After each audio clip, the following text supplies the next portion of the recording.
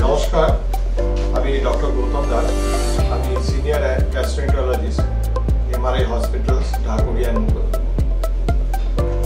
আমাদের একটি বড় অংশের পেশেন্ট যাদের ইরিটেবল বাউল সিনড্রোমে ভোগে। তো এই ইরিটেবল বাউল সিনড্রোম কি? এই ধরনের আইবিএস এ যারা ভোগেন, ইরিটেবল বাউলকে আমরা আইবিএস বলি, এবং এই আইবিএস এ যারা ভোগেন তাদের নানা রকম পেটের সমস্যা দেখা যায়। মূলত তাদের একটা কনস্টিপেশন বা ডায়রিয়া, অনেক সময় অল্টারনেট কনস্টিপেশন, ডায়রিয়া, এবং তার সাথে হালকা বা অনেক সময় জোরালো পেটে ব্যথা হয়ে থাকে। এছাড়াও এই ইরিটেবল বাউল সিনড্রোমে পেট পেতে যাওয়া, ক্ষুধামন্দ হওয়া, এই সিমটমসগুলো দেখা যায়।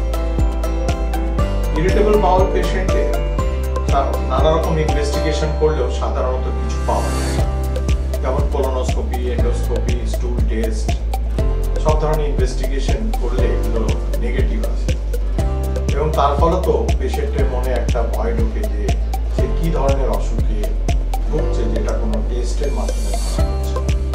কিন্তু এটা মনে রাখতে হবে যে এই ইরিটেবল বাউল সিনড্রোম একটা বিনাইন অসুখ, কিন্তু পেশেন্টের কিন্তু এর জন্য ভীষণ অসুবিধার ফেস করতে হয়। পেশেন্টে তার কাজের জায়গাটা হ্যাম্পার্ড হয়, তার সোশ্যাল লাইফ হ্যাম্পার্ড হয়, এবং সে একটা থেকে আরেকটা ডাক্তারের কাছে কনসালটেশনের জন্য যায়।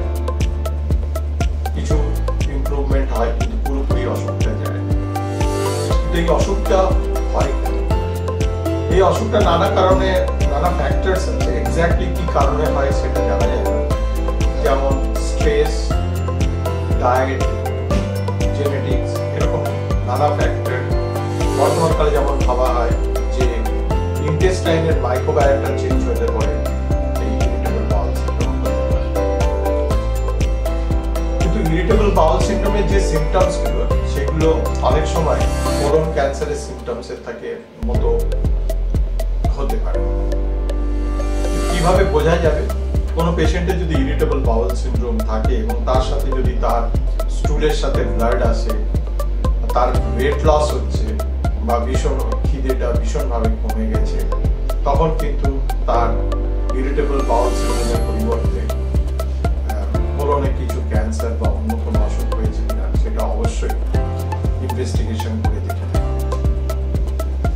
ইরিটেবল বাউল সিনড্রোমের চিকিৎসা মূলত সিমটোম্যাটিক চিকিৎসা। পেশেন্টের ডায়রিয়া বা কনস্টিপেশন বা পেটে ব্যথা যেটা থাকে, সেটাকেই মূলত চিকিৎসা দিয়ে চিকিৎসা করা হয়। সবসময় যে পেশেন্ট পুরোপুরি এই চিকিৎসায় রেসপন্স পায়, পুরোপুরি হয়তো পায় না, এবং ফলত পেশেন্টের একটা স্যাটিসফ্যাকশন সবসময় হয় না, এবং সে একটা থেকে আর একটা ডাক্তারের কাছে যায়।